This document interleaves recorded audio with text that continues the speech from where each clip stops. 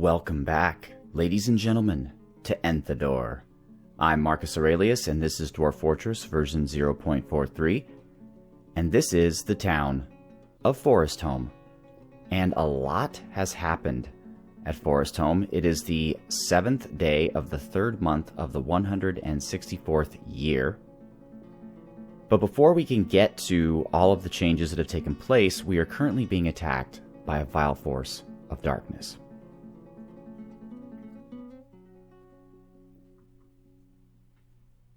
So we know what to do in this instance already, but one thing I want to check and see is if our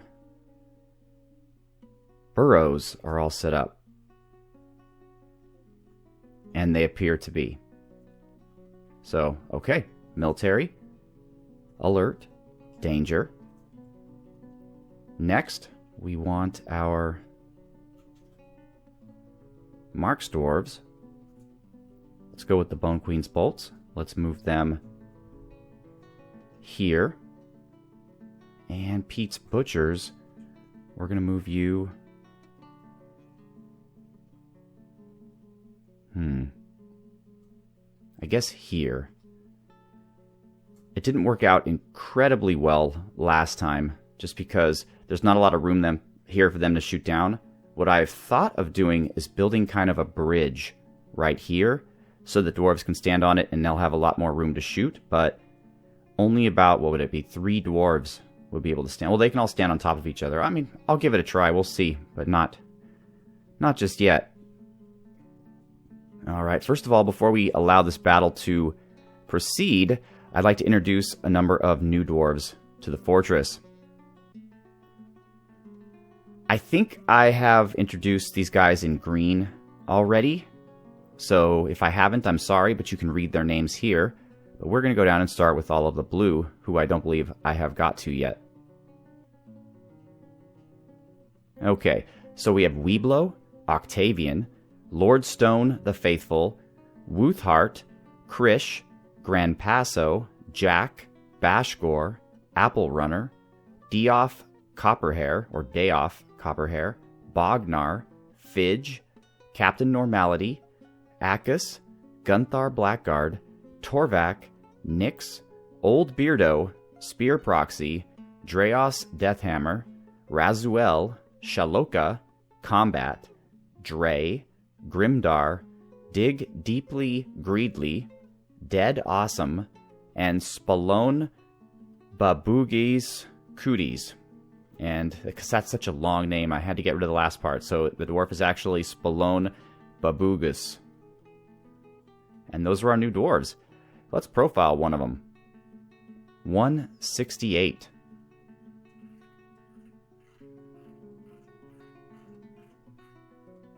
.168 is Prospero.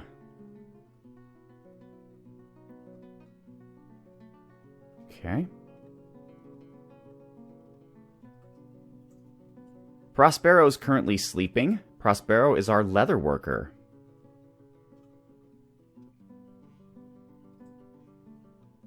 Prospero is the child, is the male child of Arlen Glinteyes and Enderling, and the younger brother of Dreadlock Mohawk. Zarek is an ant. JJJ Danny and Sophia Stonebomb, also ants. Uncles Kratos Shadowban, Enrico Beefsteak, and Mads, and cousins Beard Barber, Zazakita, Azrael, Vemir the Old, Calum, Oleg Stormbeard, Daunt, Rupdeus, and Alun. Many friends. Gosh, many friends. A number of passing acquaintances. No enemies. Let's see here. Prospero Lolor Gusgash, or Letter Stoker. Prospero does not have a comment, which is odd, but he is blissful after sleeping in a great bedroom. Yes, I've created nice bedrooms for all of my craft stores. Within the last season, he was interested after watching a performance, and he felt fondness talking with a friend. He did, however, feel restless after a lack of abstract thinking for too long, and lonely after being away from family for too long. Let's see here. He is 27 years old, a young dwarf, born in the 6th of Granite in the year 137. His straight hair is extremely long. He has a very narrow chin. His ears are somewhat narrow. His hair is mahogany. His skin is dark peach. His eyes are rust. He is quite quick to heal and very agile, but he is susceptible to disease. Prospero likes microcline, steel, cherry opal, giant vulture leather, crossbows, shields, doors, scepters, horses for their strength, and the sound of the musical intricacy. When possible, he prefers to consume python, prickleberries. Oh, prickleberries, we are growing a lot of them in our fortress.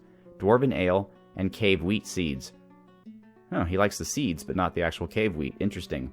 He absolutely detests fire snakes. He has a very good focus, good creativity, and a sum of patience, but he has poor analytical abilities and little natural inclination toward music.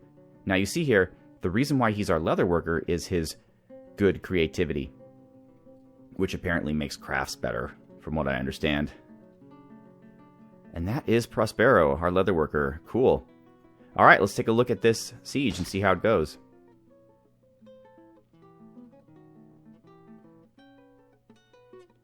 Is this going to be another small siege, like the last one? Or are the goblins going to bring the house against us? We shall see.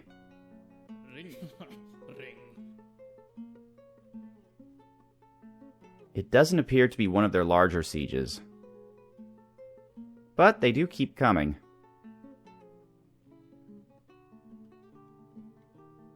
Have our Marks dwarfs reached their locations yet? Yes, they have. And bolts are a-flying. Yeah, there is a substantial amount more than last time. Right now, what are we up to? 91. Some trolls, a bunch of beak dogs. Your typical goblin dudes. We have a bard who's attending a meeting. That's pretty weird. And yeah, no elites. But we're used to that.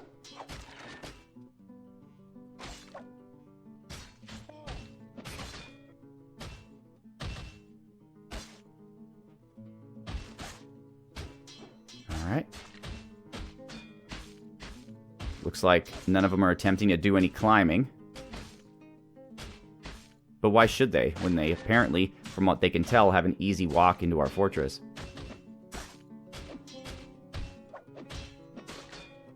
Look at our inn here. It is just loaded with bards. And again, unlike the last fortress, unlike Sandpillar, I am not accepting every single bard in the fortress. In fact, I'm denying all of them. So all these guys here are just temporary performers. Although, what's this dude? He doesn't look like a bard. He's a dancer, a human dancer. And we have a human poet as well, and a lady consort. I'll take the lady consort. It'd be neat to have some nobles in our fortress. And we have another human poet. I thought we had a lord consort, too.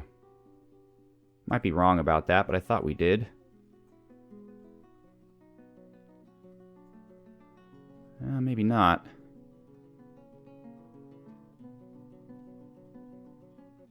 No, maybe he left. Oh, there's a human crossbowman. I'd love to have him join the fortress.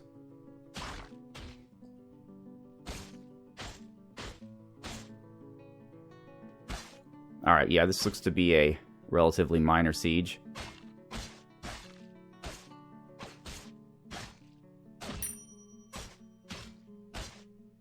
Oh, you know what we need to do? I need to get these guys ready. They're only going to get a few shots in, but why not? Let's change the action. Fire at will. Fire at will. Oh man, they might not even get any shots off. In my next fortress, I'm going to work this out so that the ballistas actually get to fire shots. Alright, the trolls are coming in. How are my second group looking? They're there.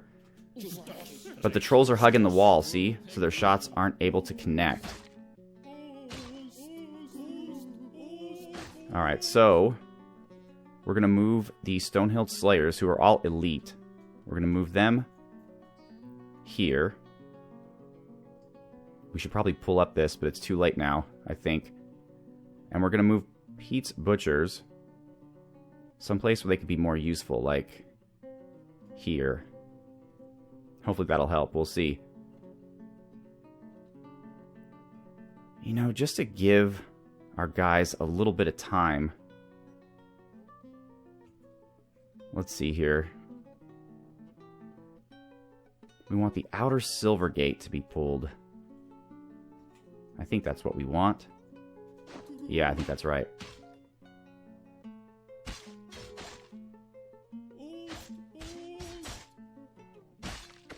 Okay, nope, we don't.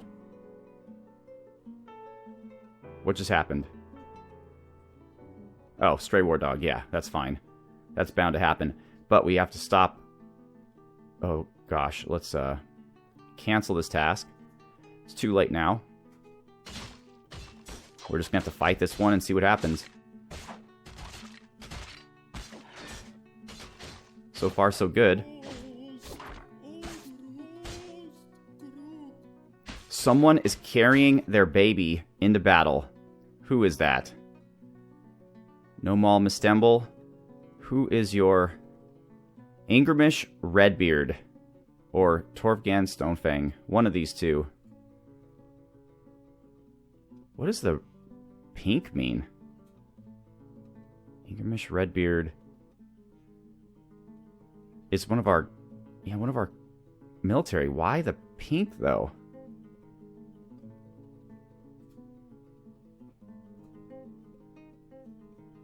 Huh. That is really interesting.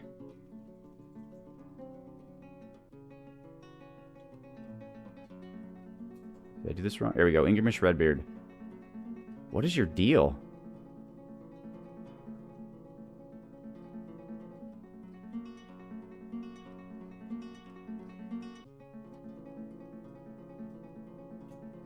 I don't understand why you are...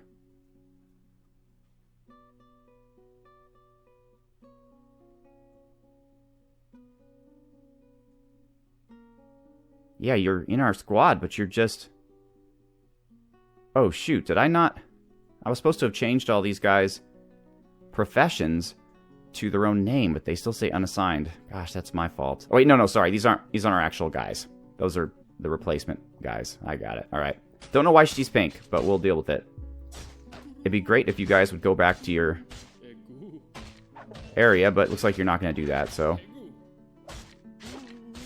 I guess just kill everything you can, as long as you work together as a squad.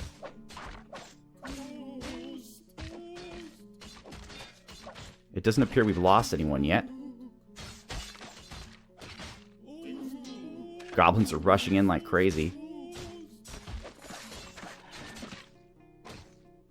And it appears the siege has been broken. Okay, squads. Stone-Hilt Slayers, I want you to kill pretty much everything. Let's go with a rectangle. Kill those guys. No? No, you don't want to do that? Alright, some of them are going.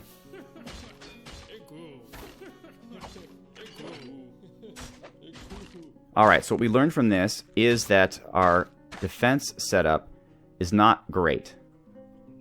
In the sense of our Marks Dwarves. These guys here are fantastic. They're able to continually fire forever and ever. But I think I am going to have to build a little bridge here and assign some people here and see how that goes. It'll probably be better than having them on these side tunnels, which really don't do any good, it seems like. I guess these guys would have been useful here, except that my melee dwarves, the problem is they advance too quickly. And I don't want to put them, like, say, here, because by that time the enemies are already inside of our fortress. So, yeah, we'll just have to be a bit more judicious with our use of that. And we'll let these guys get away. Oh, actually, they're still coming. Okay. Just be careful, guys. Do not jump in that lake.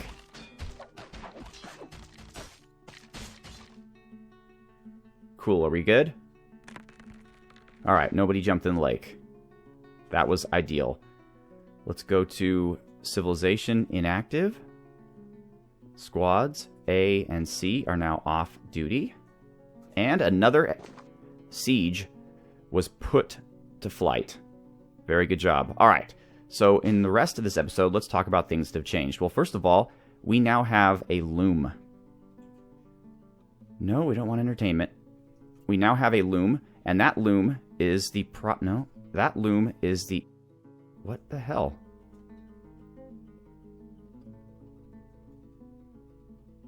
Okay, sorry. I saw that X here from the mouse. So that loom is the property of Gunther Blackguard, who is our new weaver. But why aren't you doing anything, Gunther? I want you to weave cloth and hair.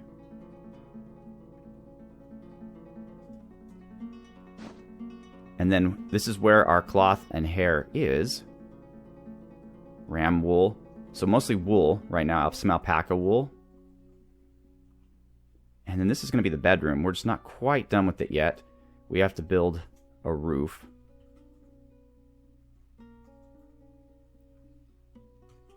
So that's that. I'm not sure why he's canceling his jobs, though.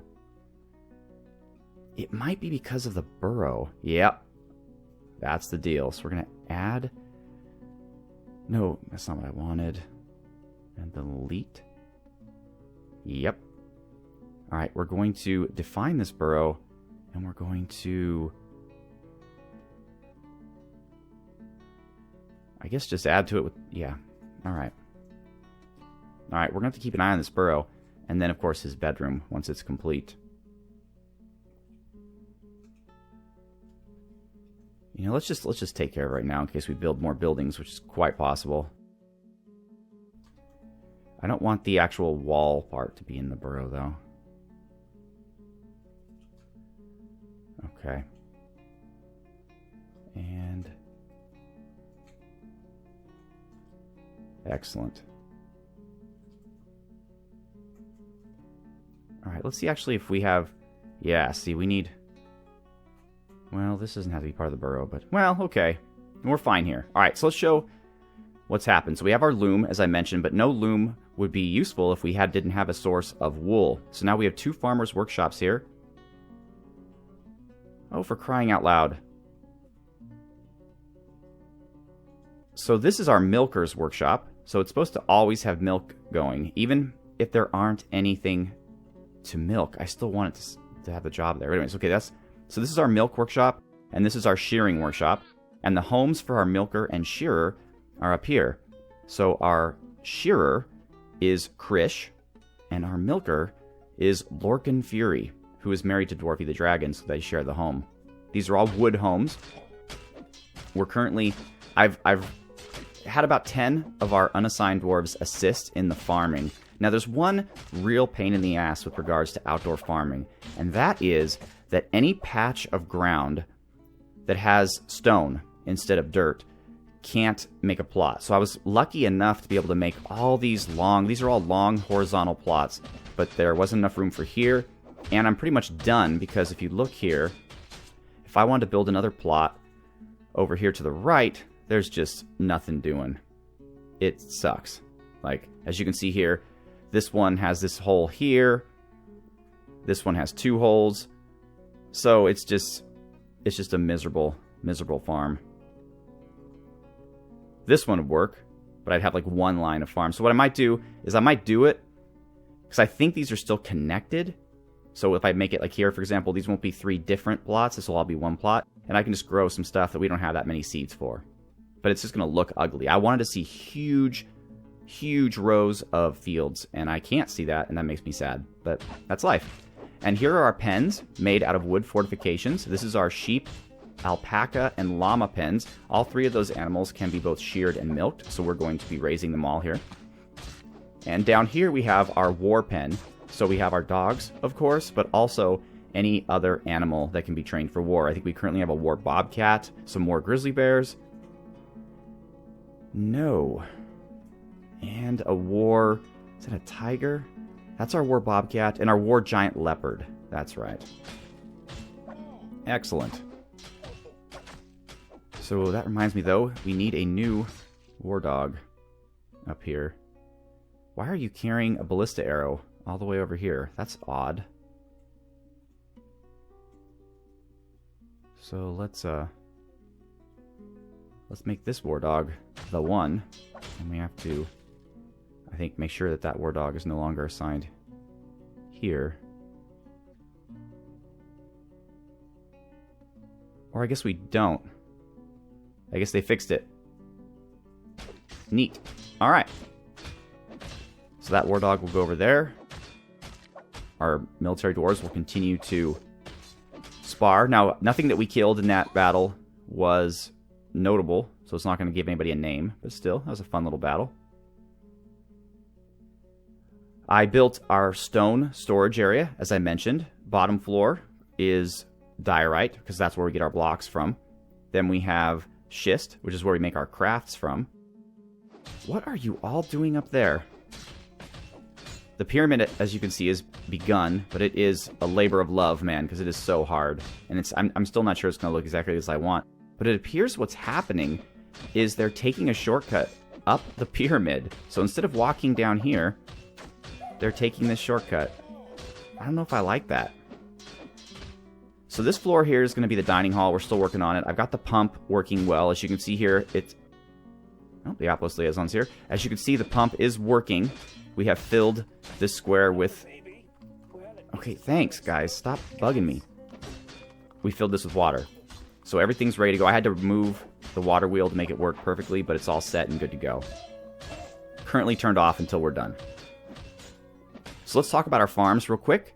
Top row is prickleberries all year long, then fisherberries, then raspberries, then garden cress, celery, radish plants, turnip plants, strawberries, and finger millet.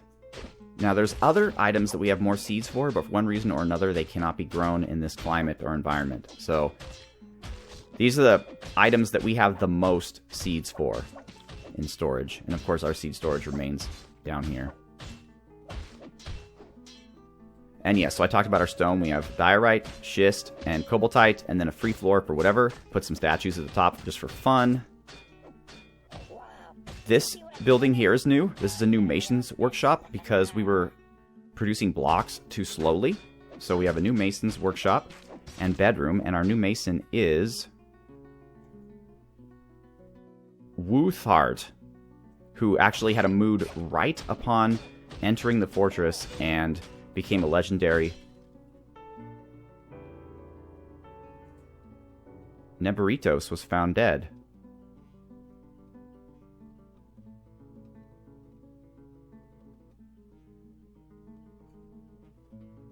What?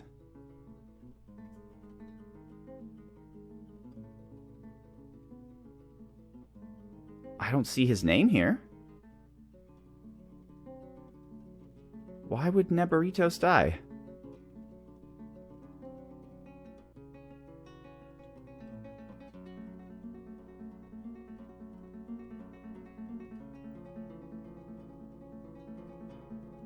Well, that is something. I mean, I honestly have no idea what just happened. I don't know why Neberitos would have died.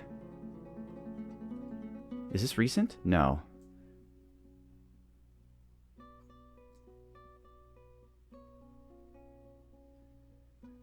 So this is our sparring. Oh, there we go. Neberitos. The flying copper ballista arrow. Oh man, it was a friendly fire. Our own ballista. Our ballista finally killed something, and it was one of our own dwarves. But why did it take... Oh my god! I have him still firing. Oh man, that was just dumb. Oh no, so they were just... This whole time, that's why they was carrying the arrow earlier, because this whole time they were shooting arrows. I'm lucky that all we lost was Neberitos.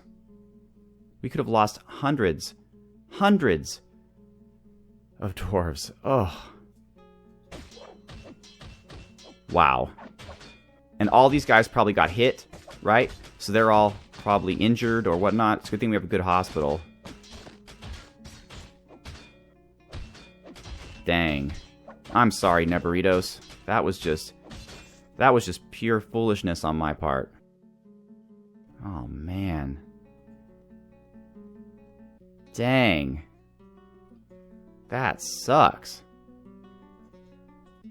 Well, let's engrave a slab for Neveritos. Man, I'm sorry about that. Oh, look. We're milking somebody. Or, well, not somebody. It's an... Okay, we're not ready, unfortunately, to have a noble. We have to have the pyramid complete, and we're nowhere near there. And what hurts us because of this is the dwarven merchants, who apparently we murdered, because I don't see them anywhere. The dwarven merchants don't bring what we ask for, they just bring random stuff. And yeah, it appears that our flying ballista bolts probably caused the merchants to flee. Or they just didn't show up, I don't know.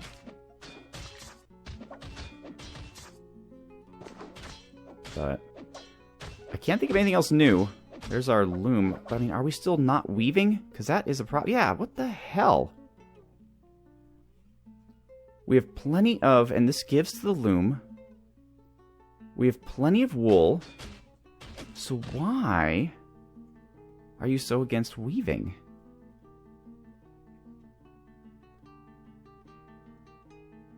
Oh, we need to make yarn first.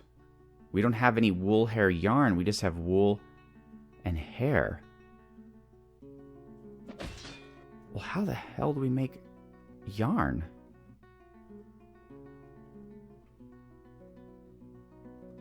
I thought the loom, I thought that was the purpose of the loom was to make yarn. Do we do that in the farmer's workshop?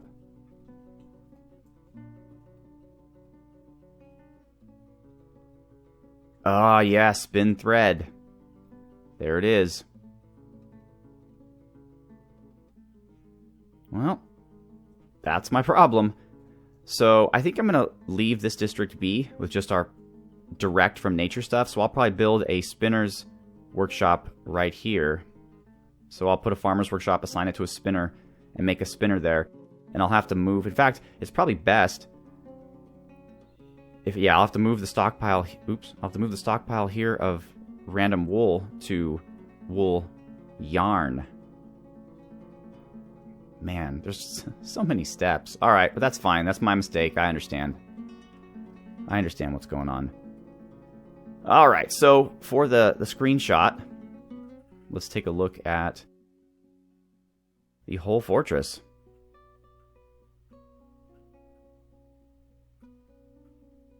Wow. Alright, so this is the entirety of Foresthome, and it's grown by leaps and bounds. In fact, this might be the extent of its growth, but I have been thinking about perhaps building another section here.